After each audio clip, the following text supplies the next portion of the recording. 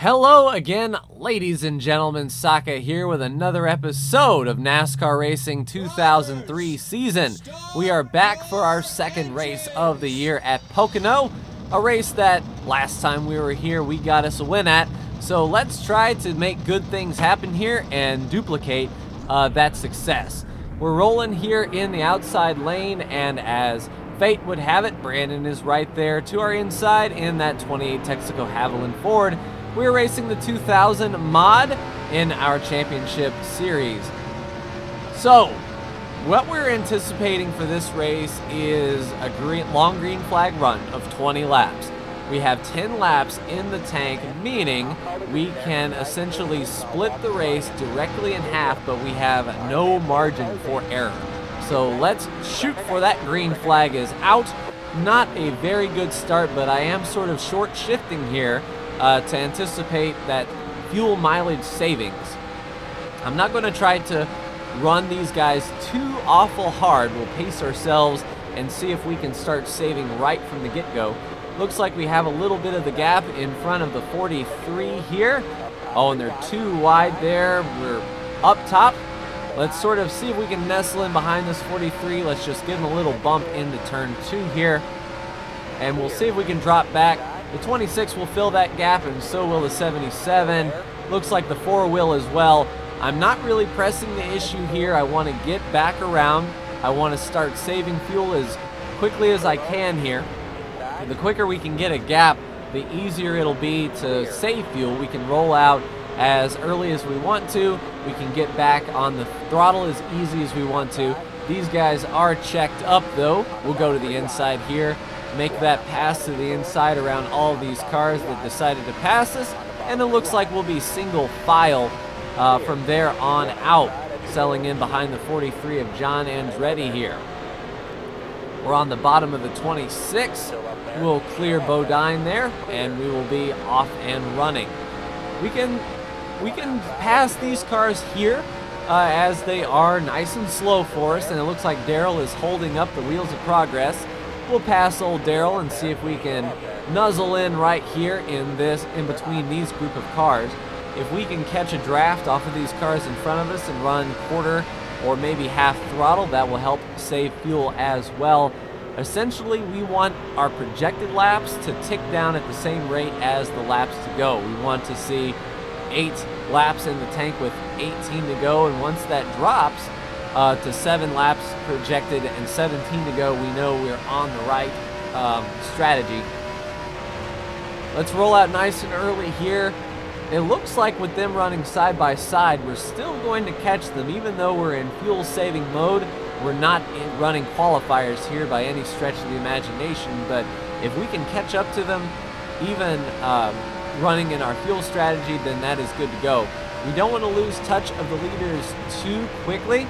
If they come back around to lap us, then essentially our strategy, our one-stop strategy is shot. What we also need to happen is the AI does a 2-stop race, cut the race into 3 parts at lap 7 and 14. So it goes 7, 14, and 21, and they'll have 3 extra laps in the tank. One benefit that we will have running so low on fuel is the weight of the car will be just that little amount lighter to help our grip, to help our acceleration, to help our top end. We won't be on as good as tires though, so if we drive conservative enough, we won't burn up the tires, we won't lose any grip or as much grip as the AI will, running nice and hard. That's sort of what we're going for. And Brandon is on that same strategy as well. I can sort of see him making moves up there. But right now we're setting sights on the 11. He's lost touch with that pack in front of him. We can just chip away with that lead there and see if we can maybe use the draft to help fuel mileage here. We are coming around to 6 laps to go until pit stops, but the AI cars will be pitting with 14 to go, so they are actually coming down in about 2 laps or so. So during that time, we'll have to maintain our speed, maybe pick it up, as with all these AI cars pitting next to one another, they may slow down, they may take away each other's lines if they come off pit road side by side. That'll help us because I doubt we will be beside too many people once pit stops start. And we are making ground up on the 11, which is encouraging to see. And like I said, I'm not really running that hard, so as good as it is to see it grow, that makes me feel pretty good.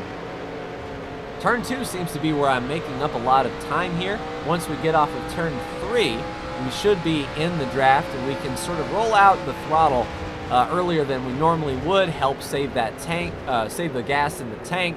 I believe we are making up on fuel mileage. The projected laps are not ticking down where they did the lap before. We're extending that out. Our projected laps last time actually ticked down in the middle of turn 3. Now they tick down on the start-finish line, which means we gain those several hundred feet. As far as the calculation is concerned now, it isn't perfect. I don't know exactly how down to the milliliter it is. But yeah, Brett Bodine is slowed way down. We'll just go ahead and pass him. Now, if Brett is going to let us go, that would be ideal. Brett may try to become reinvigorated and say, oh wait, there's a car right in front of me that I can try to pass, and then not let us go, forcing us to use up our tires and forcing us to use more fuel. So in a perfect world, Brett Bodine will realize his place and just sort of follow us. All right, so we should be looking left. There should be cars on pit road this time or next for sure, if they are indeed doing the two-stop strategy. All right, looks like things are going well. We've kept it out of the wall, we've minded our own business, and this is where the race will fall into our lap, essentially, if it stays green. Now, if there is a yellow flag coming up soon, then we will not do the two-stop, or we won't do the one-stop race, because that would really throw off our lap count, and we don't want to do that. If the yellow flag comes out soon, we have to get down on pit road. Ideally, what we kind of want to happen is the yellow flag come out while we are on pit road and pass the commitment line. That way, our pit stop is good. Then the AI may pit, allowing us to pass all of those cars. We see a bunch of cars now peeling off on pit road. Those guys will definitely have to pit one more time. They would have to go 3 more laps to try to make it like we are doing. Our fuel light should come on. We should definitely see the PSI for the fuel start to drop. I mean, it's going to be skin of the teeth, and we better hope that we have fuel in the tank when we come back around to pit, because if we don't have an engine reading, there's no way to gauge the speed, and then we're going to get docked for speeding on top of the fact of restarting the car, and that would just be absolutely terrible. But Brandon is up there. We are holding station with him. He should be coming down in 3 laps like us. We should be running 1 and 2 now that all things... Yeah, the leader's pitting now, so Brandon will make that pass, and so will we. I believe that will put us 1 and 2. And the time that we can make up now is all plus. It's all in the bank. The better we are now, the better we can come off pit road and maintain that gap. So let's see how we stack up here against the cars that have just exited pit road. We are about to put these guys 1 whole lap down. They are going to be on fresh tires and have a full tank. Looks like Mayfield's going to try to pass the 97 here. We'll try to follow Mayfield through. We'll get the 97. Hopefully we'll have enough grip in turn 3 to do it. Let's take a look. We'll definitely get good drive off of turn 2 here. Let's break into turn 3. Roll the bottom. Let's not wash up here. And yeah, we're going to clear Chad Little. He's got new tires. He's got a full tank of fuel, but we passed him. So the more cars that we can put between ourselves and that leader, whether it be Dale Jarrett or Earnhardt or whoever's leading the pitting cars, we can put as many lap cars behind us as we can and try to get those guys to slow down and just sort of pad that gap that we have. So we need to come around and complete this lap. We also need to see 10 laps to go. That will be completely halfway, splitting the race in 2. And that's going to be coming down this time, so fuel gauge may start to drop here. We only have 1 lap in the projected tank. Let's come down this time. Pit road speed is going to be 4,000 RPM in second gear. We're already down here at the bottom. There's no need to try to make the pass down here or put ourselves in a terrible spot. Let's get down to pit road here. There's Brandon on pit road as well. Let's be nice and conservative, as this is a green flag stop. If we were to speed, that would be the end of our day for sure. Qualifying in the middle of the pack, our stalls are just past this scoring pylon on the left-hand side. Let's look to the left. There's our board. Let's line up here and get to pit road. Crap, we're short. That killed us. Well, hopefully we didn't lose too much time there. We lost a second and a half, pitting too short, having to pull up. That's not ideal. Brandon is already gone. Left side tires are on. Let's go, boys. All right, 4,000 in second gear, and we have made our bed. We have 11 laps projected with 10 laps to go. It's saying a splash of fuel. Well, I don't buy that. We aren't coming down again. If we were to come down again, we would be right back where we were in the mid-20s. Let's get up to speed here, short shift just a bit, and try to keep as much fuel in the tank as we are at 10 and 10. We've essentially got this race right down to the fuel limit. We need it also to stay green through their pit stops. If the yellow were to come out now, they would probably pit, and we would be okay, but we would be really close on fuel. We would have to stretch it out. A yellow flag now wouldn't be the end of the world for sure, but if it is a green flag the entire way, we'll have to definitely mind our P's and Q's. It looks like the leader has taken 9 laps to go. We have 10 in the tank. As long as we can keep a little bit in reserve, we'll be fine. I'm not comfortable absolutely pushing it to its limit though. I don't want to run qualifiers, as we're going to make up spots. They have to all come down pit road again except for Brandon. So essentially we are racing Brandon heads up for this win as far as I am concerned, unless we are so far back that the leaders can pit, get fuel.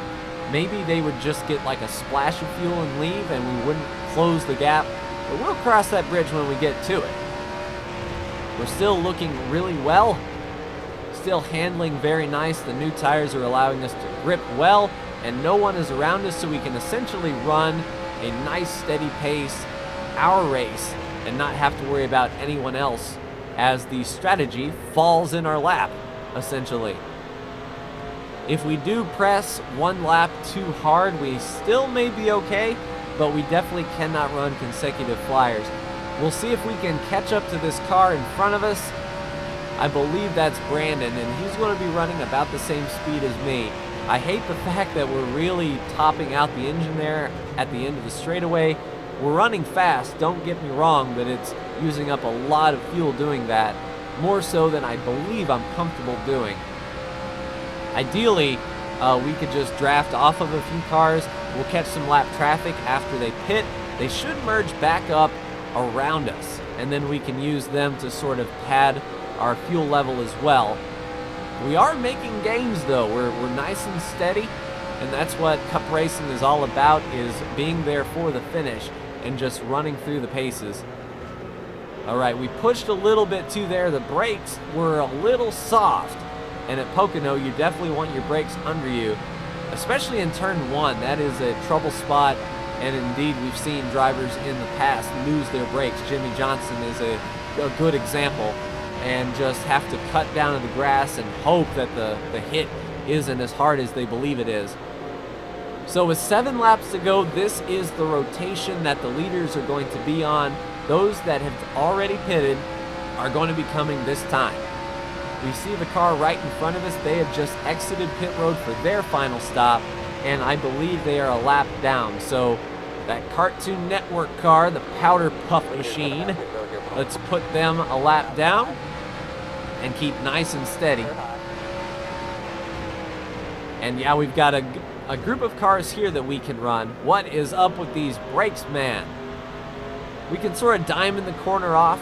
All right, so it looks like Bill Elliott is going to pit down there, and we've got these cars in front of us, which I believe just came off of pit road. So let's try to draft off of these guys as best we can. We see other cars coming off pit road down there. Kenny Irwin Jr. And it looks like we have the 43 in front of us as well, and an interesting pack of cars in front of us. If they start racing too wide, sure, we won't be using as much fuel as we'll be running their speed, but that racer inside of me is saying you're losing time to the leader. You know, get around these guys. So let's see if these guys play nice. We'll set up John Andretti here going into turn 3 and see if we have something for him. We'll roll to the bottom here, get under him nice and easy. We'll use the 21 of Elliott Sadler to pull us around under the 44 of Kyle Petty. We've cleared him. Right off the turn, out to the wall, outstanding. Now this is where we can use drafting to our advantage. We don't have to go absolutely full throttle. We'll just roll off just right there, get down to a quarter or even half throttle, and we won't lose that much ground to them. We're still right on that cusp of finishing right on the money. Let's pick and choose our battles here with Kyle. We may be able to get him in turn 2 here. Let's look to the inside. We've got clear track in front of him, so that makes me feel better about clearing him and then getting out to the wall. Let's drive on the inside here, put the power down. He's still going to be out there. Unfortunately, he's running us hard, but we'll make the pass. And into turn 3 we go, and these guys are really slow in turn 3. Let's see if we can work around Elliott Sadler. And that 66 of Darrell Waltrip here. And the 50 of Jeffrey Bodine. Oh, okay, so we wheel hop. We climbed up on the 50 of Jeffrey Bodine. All right, no harm, no foul, I guess. The tire's still on. All tires are still up. That's one of those classic 2K3 bounding box errors. If the car gets right on that corner, it wants to hop and the wheel actually comes off the ground. But luckily we are going in a straight line. If we were turning, that would have been the end of our day and probably the end of his as well. All right, we'll roll out nice and early here, set up the 4. Going into turn 3, it looks compared to the AI that turn 3 is going to be where we're making our money, especially down the front straightaway. And we're still right on par with that lap count. It is still close. I don't have an extra lap cushion. We're going to be coming across the line on fumes. If the yellow flag were to come out, we would finish under yellow, which wouldn't be bad. We could clutch it in and be almost guaranteed to finish the race. But I kind of want to see if Brandon runs out of fuel, we could capitalize on that. Or if those other cars that pitted run out of fuel, you know, we can make those passes. But this is about nail biting this year as it's getting as far as fuel mileage is concerned. I don't like to race this way, but considering how they were 3 or 4 seconds faster than us in practice, we weren't going to outright just flat out outdrive them. So we need to outsmart them. And luckily our fuel line that held an extra gallon of gas could do it. Actually, I don't know if our fuel line can hold an extra gallon of gas. But it's a quote from Days of Thunder, so we'll use it. All right, let's diamond down, get down in turn 3 and get behind that Kmart car there. We can sort of roll out of the throttle like we did before going into turn 1. Sort of save fuel here. We're not up to 9,000 yet. There we go. Let's try to at least get on his inside. Looks like he rolled out for us, which is very nice of him, although he's sort of pinching us down. Come on, roll over, Todd. There he goes. All right, or wait, no, that was Jimmy Spencer back then. So we'll make the pass on Jimmy Spencer, and we will set up for 2 laps to go. Brandon is leading this thing. If he runs out of fuel, it is our race. So let's go. We're coming around to 1 lap to go now. We'll know when he is at the line when we see that laps to go down to 1. So that means Brandon is at the start-finish line now. 1 lap to go. White flag is in the air, and cars are coming down to pit road. All right, let's bring it back. Let's be nice and conservative. Let's watch that fuel pressure gauge. Actually, why do we need to watch the fuel pressure gauge? We are not coming in at all. All right, let's get through turn 1 nice and easy. 1 lap to go here. The car's pushing really bad there. We should start seeing the fuel needle drop here shortly. I think it's almost down to 9 PSI. There it goes. Fuel needle is starting to drop. We're on the backside of the track now. I believe we can coast it from here and get the job done. I believe Brandon is going to make it though. Let's get into turn 3. Arc it in. All right, so I believe we're gonna make it. The fuel light isn't on just yet. Power down. We will be able to coast it from here. Fuel light is now on. And here we come. Checkered flag is out across the line. And let's see how we did.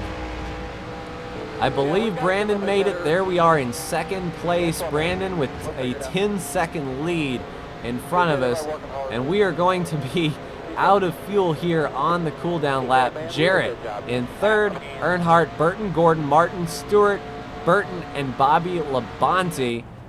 Oh wait, Jeff Burton and Mark Martin do that little change there. Someone might have pitted coming down to the start-finish line, but that's it, ladies and gentlemen. We are out of gas, down on the access road, and that is going to complete the tour at Pocono. So a win and a second place for myself and Brandon the first time, and then just reverse that order, a win for Brandon and a second place for me the second time around. It wasn't the best as far as like a flashy finish is concerned, but we got the job done. Half the field was a lap down, 20th place, with only Michael Waltrip out of the race.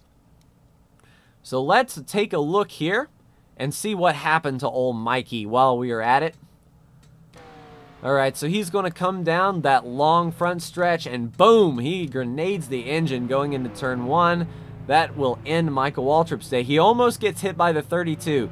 If Scott Pruitt hit Michael Waltrip, that would have been the end of the day there, and the yellow would have came out. So that would have put the strategy really, really close. But let's take a look at the standings, ladies and gentlemen. So that is me with 6 wins, leading with Brandon 5 wins now. Jarrett, Earnhardt, Gordon, and Stewart, your race winners. Jeff Burton is checked out. So is Bobby Labonte, Rusty Wallace, Ward Burton, Mark Martin. It looks like from Skinner down to Junior, that's a really tight battle, but it doesn't matter because that's the cutoff right after Dale Jr. Bill Elliott is now an entire race behind. So if these guys from 17th to 20th want to advance, they're going to have to win. But that is going to do it for me in this episode, ladies and gentlemen, of NASCAR Racing 2003 season. Like, share, and subscribe if you are so bold. Thank you so much for tuning in. And next week, we go back to the road course at Watkins Glen. Take care.